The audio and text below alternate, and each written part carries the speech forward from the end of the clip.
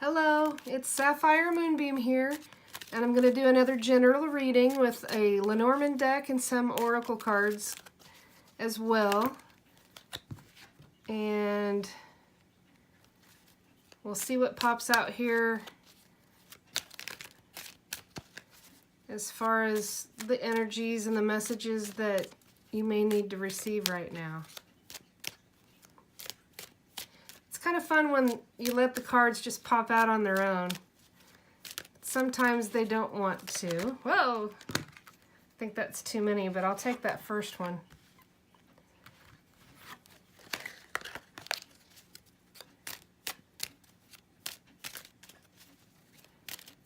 So that very first card is Anubis, the Egyptian god of the dead. And that's a card of death, transition, changes. It's depicted with the god Anubis. In his right hand, he's holding an ankh, which is the key of life. The sarcophagus or Egyptian coffin there has wings underneath, so any transition is supported by the divine. In this case, the wings of goddess Isis.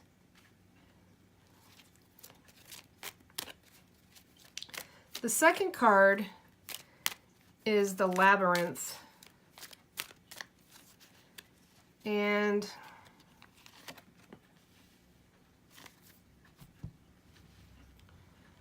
let me see here. The Labyrinth card is number 43.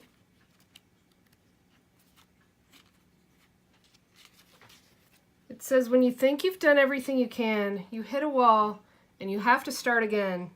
I am the labyrinth that keeps you going through trial and error to the end. There are no shortcuts to success. This card is about making your way through a confusing stream of events, often by trial and error. You may have goals and destinations that you would like to reach, but getting there is much more difficult than you expected. No matter how much you plan and strategize, at some point you will face some mistakes. The labyrinth will direct you to retrace your steps if necessary to find a different route. There simply is no direct path. It's all part of starting again and regrouping, but it's not a failure. It's kind of that if at first you don't succeed, try again. And you can see that the people that are walking around in the labyrinth, they're going different directions, but at least they're not doing it alone. So it looks like at least there's some other people around you that are going through things as well. It's not that misery loves company, it's just that everyone is doing the best they can to take it step by step and day at a time to reach the next goal or destination that they seek. The lady in the middle, it seems like she's gotten it to at least one of her destinations. She's sitting there fairly peacefully and calmly. She's got 3 beautiful birds around her underneath a gilded gazebo. And that first card, again, it was the number 8, the death card, the coffin card. It can also represent a depression, loss, sickness, a need for rest. It represents all endings, but during the transition and during the ending, really all endings are just a phase and a transition into a new beginning. So the last card in this section of the reading is the Heart card. The Heart card represents your feelings, your emotions, of course, your passions, your affection, your devotions. It's a form of happiness. It has 2 beautiful swans that are meeting right there in the middle. They are equals. They are floating there and swimming on that beautiful, tranquil water. There's not choppy water there. There's a little bit of stirring movement in the water, but it's not a bad thing. Water is all about emotions. And these two swans are coming together in the middle. They are equals. They are forming the shape of a heart themselves around a beautiful red heart with golden images on it. It looks like behind it is either a series of doors or a series of windows, and any door or window is definitely like a portal or an opening, and it's filled with golden rays of hope, and it's about something new on the horizon. So it definitely looks like there's an ending, whether it's sad, grief, whatever's happened, there's definitely an ending. There's a transition happening. There's a goal that you hope to reach, and you're not getting there as soon as you want. I mean, a lot of us, this is forced patience right there. Patience is not easy for any of us, but you're having to be patient so you can continue to navigate and try to find your way to that successful goal that you'd like to reach. Once you reach that goal, it will be good for your heart. Whether this is a relationship, a soulmate, a friendship, a new job, a partnership, it's definitely involving two people, and they're going to be equals. So whatever you've been going through that ended, you're going to find your way there eventually once you get through that labyrinth. And it'll be happiness and good stuff for your heart. I'm going to pull one card from, this by the way was the Gilded Reverie Lenormand deck. This is the Wisdom of the Hidden Realms. I'm going to just grab one of these, see what message that is for us. The Queen of the Light, illumination, enlightenment, and celebration. That looks like a definite card of success. It's the number 15. There's a beautiful, beautiful queen there with golden orbs on each side of her and gorgeous sun rays in the background behind her as well.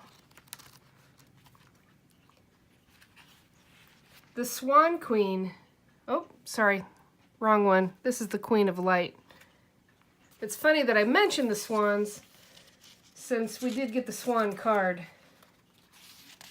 The Queen of Light comes into your life to herald success in all of your ventures.